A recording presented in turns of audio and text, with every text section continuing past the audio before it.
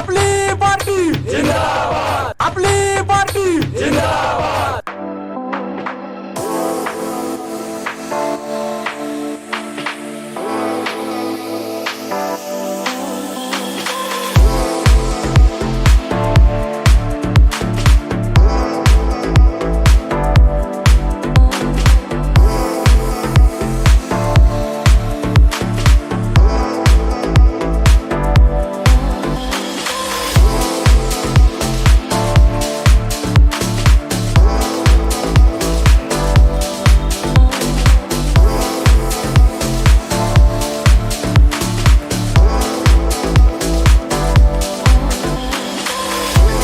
काय म्हणता कानडे साहेब?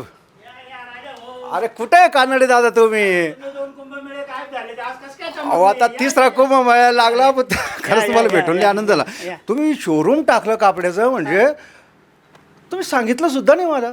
सांगितले पण आता तुमची माझी भेटत 2 वर्ष तुम्ही भेटलीच नाही ना मला. बरोबर काय नाशिकमध्ये ना माणिक कानडे म्हटलं की लय गोंधळून जातो. एक ते आपले मेकअपवाले माणिक नाना त्या आधी फुलं विकायचे ना आता फार म्हणजे त्यांनी मेकअप वगैरे करून इतके मुलं चांगले तयार केले त्यांनी रंगभूषेमध्ये वेशभूषेमध्ये. आणि तुम्ही सुद्धा मला एक आनंद काय वाटतं माहिती आहे का माणिक ना मनमाड सारख्या खेड्यातून तुम्ही इथं आले नाशिकमध्ये उभे राहिले आणि आता तुम्ही इतरांना उभं करताय हे ऐकून खूप आनंद वाटलं म्हणून तुम्हाला भेटायला आलो.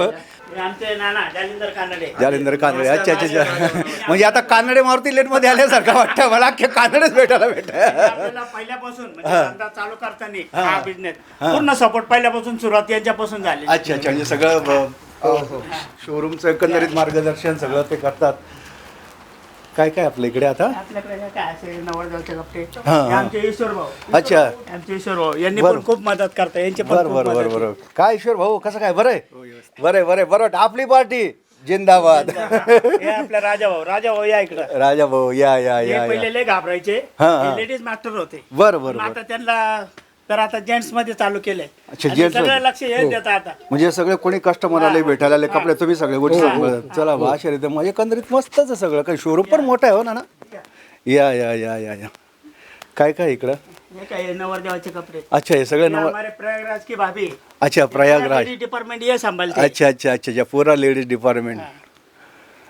अच्छा म्हणजे इथं आल्यानंतर लेडीजसाठी लेडीज आणि पाहिजे तेवढी काय व्हरायटी आहे. म्हणजे असं वाटतं मुंबई पुण्यात आल्यासारखं वाटतं आपल्याला. नाशिकमध्ये पहिल्यांदा एवढी व्हरायटी पाहू राहिलो मी आणि तुम्ही कराल याचा खूप आनंद वाटतोय.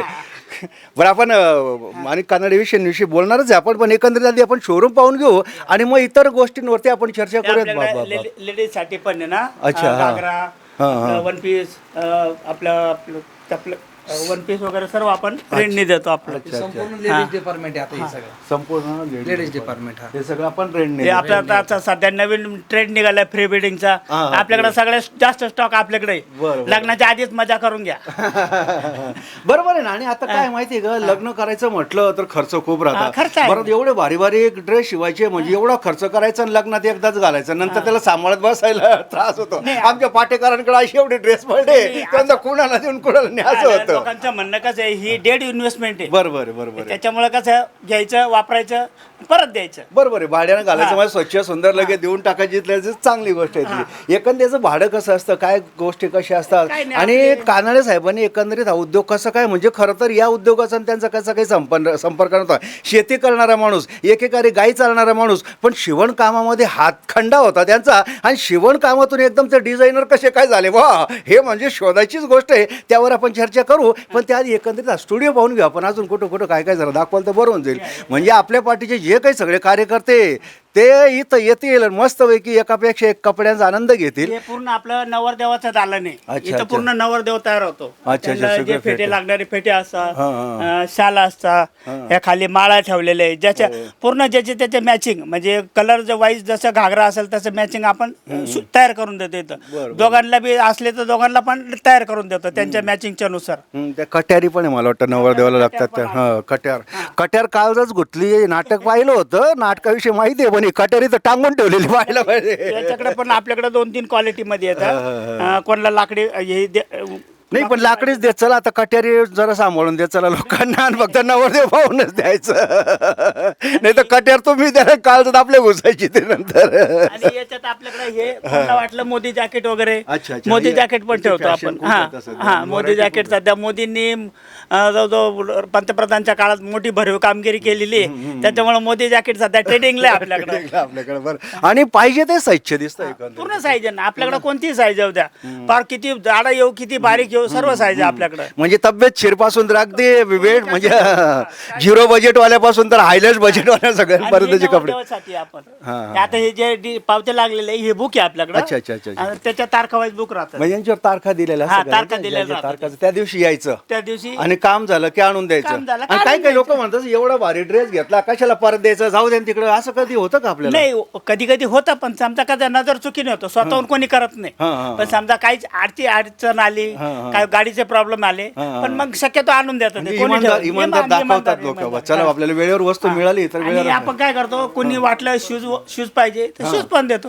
पण ते भाड्याने नाही, ते विकत देतो. अच्छा, shoes विकतो हा. आपण. हा आपला बिझनेस नाहीये, बरोबर. कस्टमर साठी हा, आपल्याला त्याच्या- ठेवावं त्याची लागतं. गरज भागवण्यासाठी बा हा. हे सगळ्याच गोष्टी एका दालनात त्यांना उपलब्ध होतात. ट्रायल रूम आहे दोन, हे ज्याला पाहिजे त्याला ट्रायल करण्यासाठी. अच्छा अच्छा अच्छा अच्छा, मी जरा जातो बरं. इथं काय आहे?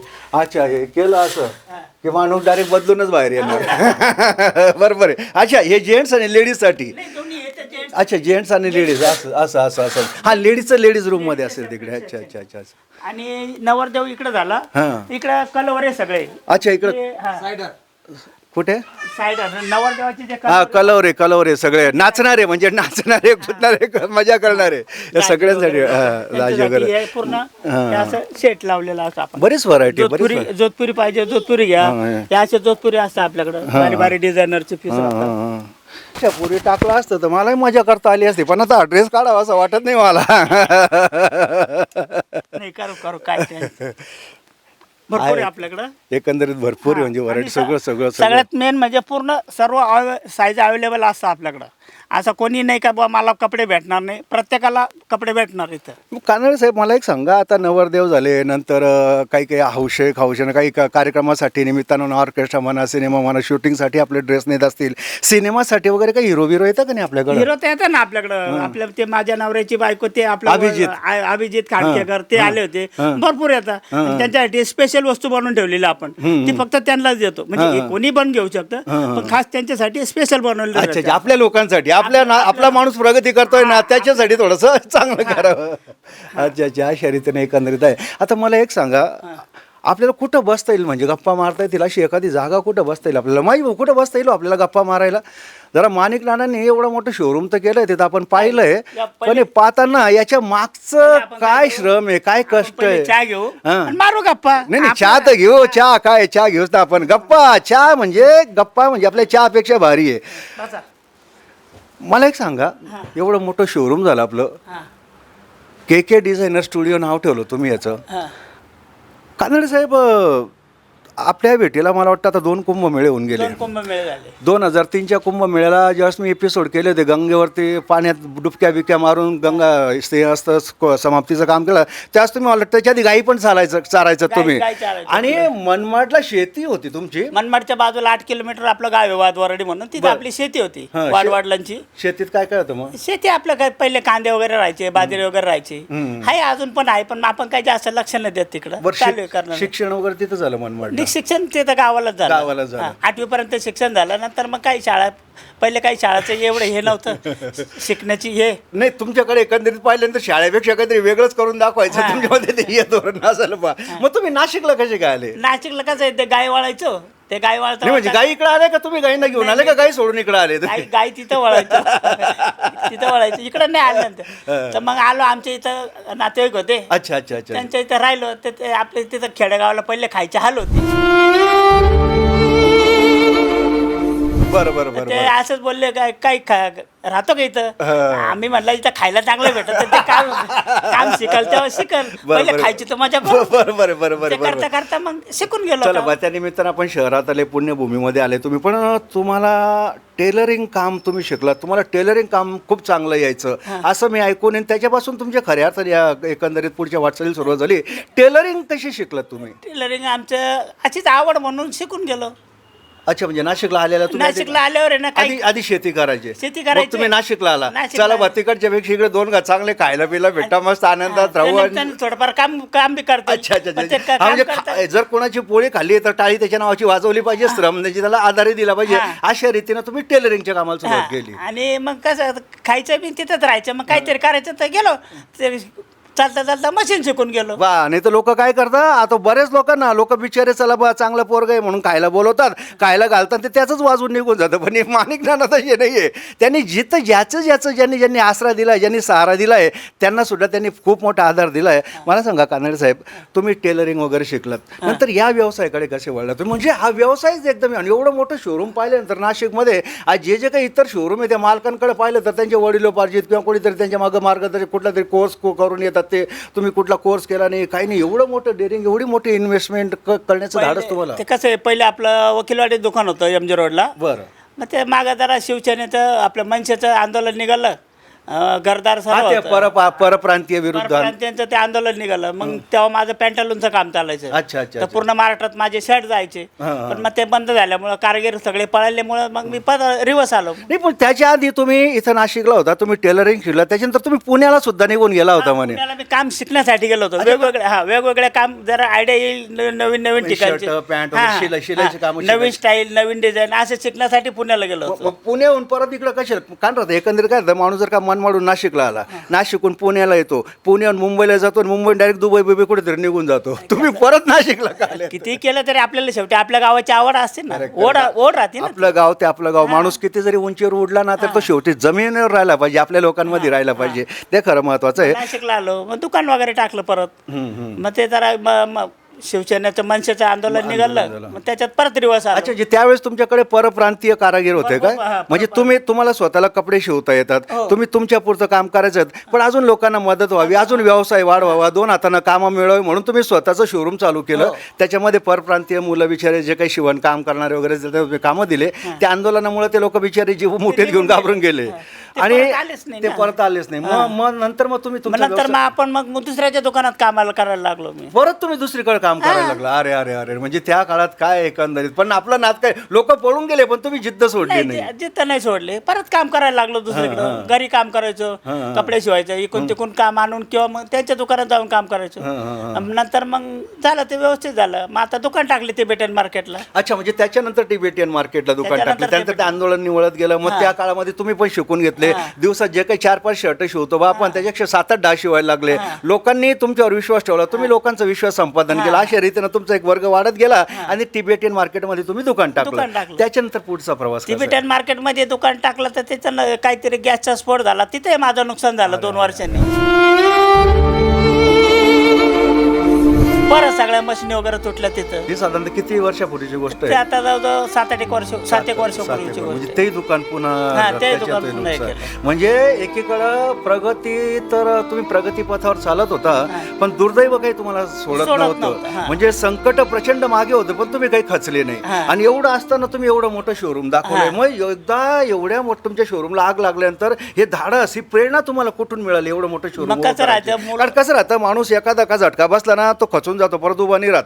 एकदा का टमाटे लावले आणि टमाट्याला भाव नाही आला, दुसऱ्या दिवशी शेतात जात नाही बरेच लोक. पण तुम्ही पुन्हा धाडस कसं केलं? मग परत नव्या मध्ये परत मुलगा हाताशी आला. मग अच्छा, मुलगा हाताशी आला, मग त्याने जरा थोडी कामानं सांभाळून घेतली, मला मदत करायला लागला. म्हणजे आजकालची मुलं बापाकडे फक्त फोन द्या, मोबाईल द्या, गाड्या घोड्या द्या, तुमचं तुम्ही पहा, आम्ही आमचं पाहतो, अशी परिस्थिती आहे. पण तुमचा केतन, त्यांनी तुमची एकंदरीत परीक्षा बघितली, आपल्या बापाचे हाल बघितले, आपला बाप किती कष्ट करतोय, किती मोठा चांगला कलाकार आहे आपला बाप, चांगले चांगले कपडे शिवतो, आपणही त्यांना मदत केली पाहिजे. अशा हातात तो तुमच्या मदतीला धावून आला आणि तुम्ही दोघांनी मिळून एकंदरीत गाडा केला. मग त्याने जिथून पुढची सुरुवात त्याने चालू केली, मग तो मदत करायला लागला. मग त्याचे नवीन स्वप्न, त्याने नवीन डिझाईन, त्याचे नवीन. अच्छा. मग हे सर्व हे जी आयडिया जी केली रेंटची, ही त्याची आयडिया सर्व. अच्छा, म्हणून या स्टुडिओला तुम्ही केके डिझायनर त्याचं नाव आहे, मुलाचं नाव आहे केतन कानडे. आणि हे सगळं करून माणिक कानडे बाजूला उठ गेले, फक्त आशीर्वाद राहायचं, फक्त लक्ष द्यायचं, सगळेजण लक्ष देतात. आणि पोरांनी पुढे व्हावं आम्ही तुम लढू आपल्या बरोबर जे काम काम करणारे माणसं आहे त्यांना बी बरोबर घेऊन पुढे चाललो आपण. बरोबर.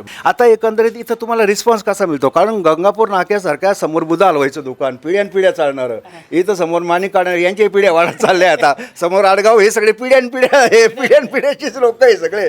एकंदरीत एवढ्या मोठ्या प्रशस्त एरियामध्ये रिस्पॉन्स कसा मिळतो? रिस्पॉन्स भरपूर आहे, भरपूर आहे. आणि लोकांचा फायदा आहे ना. बाहेर विकत मोठ्या मोठ्या शोरूम मध्ये महागडे कपडे घ्यायचे आणि ते कपाटाला सांभाळून ठेवायचे. बरोबर. हे कसं यूज अँड थ्रो ठेवून द्यायचे, बरोबर, आपलं काम झालं आणून द्यायचे. बरोबर बरोबर. म्हणजे तुमचे बी पैसे वाचताय, मला 2 रुपयाचा लाभ होतो. बरोबर आहे. समोरच्याला आनंद मिळतो, चांगले चांगले कपडे घातल्याचा एक आनंद मिळतो, कमी खर्चामध्ये एक आनंद मिळतो माणसाला, आणि एकंदरीत सगळा उत्साहवर्धक असा कार्यक्रम होतो.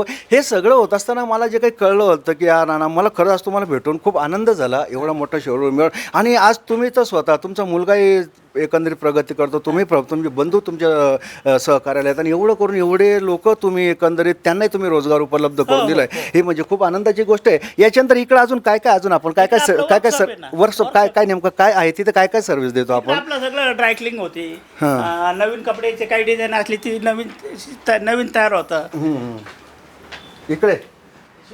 इकडे शिलाई वगैरेचं आहे का सगळं? इकडे एकंदरीत शिलाई वगैरे,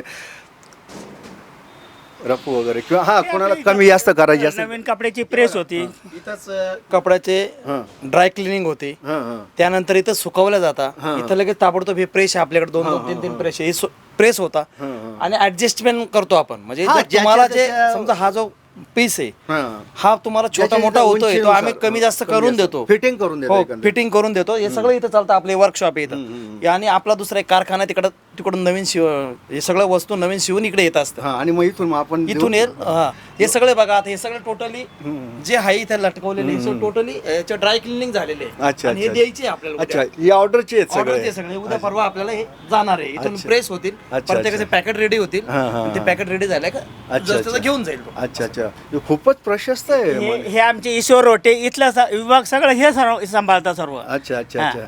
काय तुम्हाला काय अनुभव येतो एकंदरीत सांभाळताना? खूप कपडे आल्यानंतर जीवावर येतात का? एका दिवशी काहीच कपडे नाही म्हणून आळस येतो? काय होतं? आळस वगैरे नाही येत. कधीच येत नाही आळस. कारण पाहिलं माणिक कानडे साहेब, त्यांनाच कधी आळस येत नाही, एवढा म्हणून आहे का नाही? अजून काय वाटतं तुम्हाला काम करताना? कसं वाटतं, काय व्हावं असं वाटतं अजून? चांगलं वाटतं. दिवसभरामध्ये किती कपडे करता तुम्ही? प्रेस करता किंवा काय फिटिंग करता, काय करता? जशी ऑर्डर असेल त्याप्रमाणे करतो, 25, 20, ऑर्डर 30. प्रमाणे भरपूर एकंदरीत म्हणजे सगळा स्टाफ स्मार्ट आहे आणि प्रत्येकाला काम आहे का प्रत्येकाला काम नाही? एकंदरीत खूपच चांगलं आहे. आपण आता इकडे येऊया.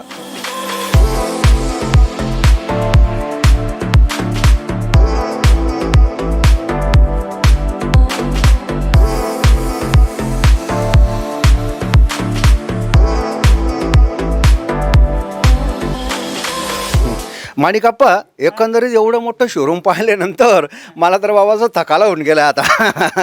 आणि दिवसभर एवढे गिरेक केल्यानंतर जालिंदर आप्पांचं त्यांना सगळं समजून सांगणं, सगळं आणि तुम्ही तिथं गल्ला सांभाळणं, खरंच म्हणजे बरं आहे. आज म्हणजे मी येणार म्हणून तुम्ही गिरेकांना थांबून ठेवलं की आज जरा सुट्टीच घेतली होती नाही, आज कस्टमर उलट कमी आहे. आज कमी आहे. संडे आणि सॅटरडे 2 दिवस ते इथं उभं राहायला जागा नाही राहत. बरं जालिंदर आप्पा, एकंदरीत आपली स्पेशालिटी काय? म्हणजे आप्पांनी तर एवढं मोठं शोरूम सगळं करून दिलं, ते सांभाळणी जबाबदारी आता तुमच्याकडे. सगळे तुमचे सहकारी पण खूप अतिशय उत्तम सर्व्हिस देताना मी पाहिलंय. एकंदरीत आपलं म्हणजे का लोकांनी आपल्याकडं का यावं बा? अजून काय काय सुविधा देतो आपल्याकडं? मोदी जॅकेट पासून 3 पीस, नवरदेवाचा शेरवानी, नवरदेवाचे सायडर्स म्हणजे आई वडील, भाऊ बहीण, या सर्वांसाठी आपल्याकडे ड्रेस आहे अवेलेबल. तेही माफक दरात, कमी किमतीमध्ये. म्हणजे तुम्ही शोरूम मध्ये दुसरीकडे जाल तर आपल्याकडे बरेचसे म्हणजे 10-20 हजार रुपये आपल्याला घालावं लागतं एक ड्रेससाठी. आपल्याला फक्त 3 दिवसाचा रेंटवर आपण देतो हे सगळ्या गोष्टी, आणि खूप कमी किमतीत देतो. पण त्यांना फिटिंग बिटिंग तुम्ही जे म्हटले फिटिंग, जर समजा एखादा ड्रेस आहे आपल्याला येत नाही, 36 साईज आपली आहे आणि तुम्हाला 38 पण बसत नाही, 36 पण बसत नाही, तर आम्ही तुम्हाला त्या तुमच्या हिशोबाप्रमाणे आम्ही ते फिटिंग करून देतो. त्यानंतर तुम्हाला इथंच जागेवरती फेटा जर तुम्हाला जर येत नसेल व्यवस्थित, तो सुद्धा आम्ही इथंच फिटिंग करून देतो.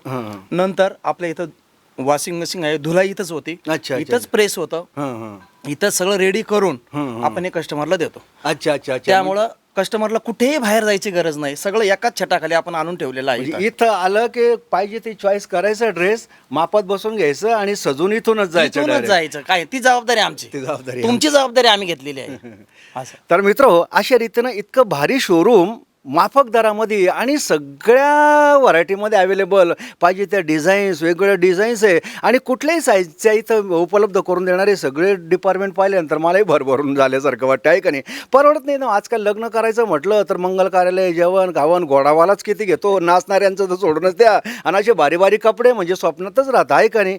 आणि ते विकत घेतल्यानंतर ते ठेवायचे कुठं, हा सगळ्यात जास्त तमाशा राहतो. एक तर घरात कपाटे अडकून जातं, पैसे अडकून जातात, सगळी डेट इन्व्हेस्टमेंट होऊन जाते.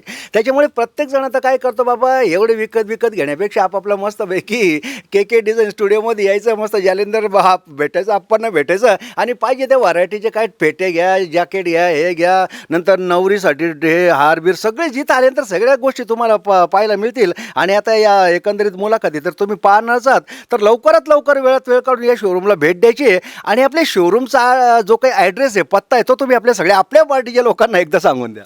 धर्मराज प्लाझा बेसमेंट, के डिझायनर स्टुडिओ आपला दुकानाचं नाव आहे. बुधा हलवाई जे आहे गंगापूर रोडला, त्या बुधा हलवाईच्या एकदम समोर आहे. आडगावकर गोल्डच्या आपण बेसमेंटला खाली आहे. जे आपल्याला तुम्हाला येण्यासाठी एकदम सोपं म्हटलं तर इथं आपलं डोंगरे वस्तीगृह ग्राउंड आहे. त्या ग्राउंड पासून आपण गंगापूर रोडकडे वळतो तर जाताना लेफ्ट साईडला 4थ्याच नंबरची बिल्डिंग आहे आडगावकर गोल्डच्या. आपण खाली आपलं हे शोरूम आहे, 2500 स्क्वेअर फूटचं हे शोरूम आहे. तुम्हाला जे जे वस्तू पाहिजे कुठल्याही तुम्ही इथं आल्यानंतर आपण म्हणूच शकत नाही की आम्हाला ही वस्तू इथं मिळाली नाही. सर्व प्रकारच्या व्हरायटीज आमच्याकडे आहेत.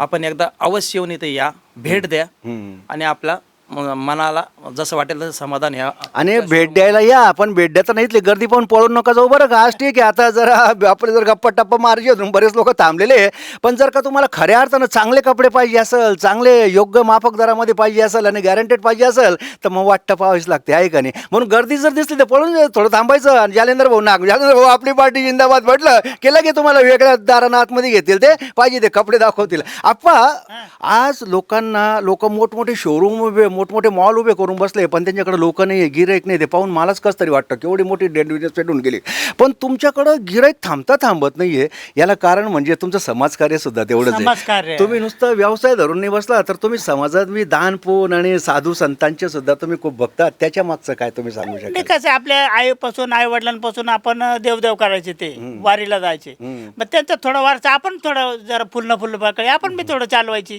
जेवढं होईल शक्य होईल तेवढं करत राहायचं. आता मी माझ्या समाजाच्या माध्यमातून वधूवर मेळावा मोठा करतो. मी अख्ख्या महाराष्ट्रात 1 नंबर आहे, फेमस आहे आमच्या समाजामध्ये. बरोबर. आणि ते चाललंय.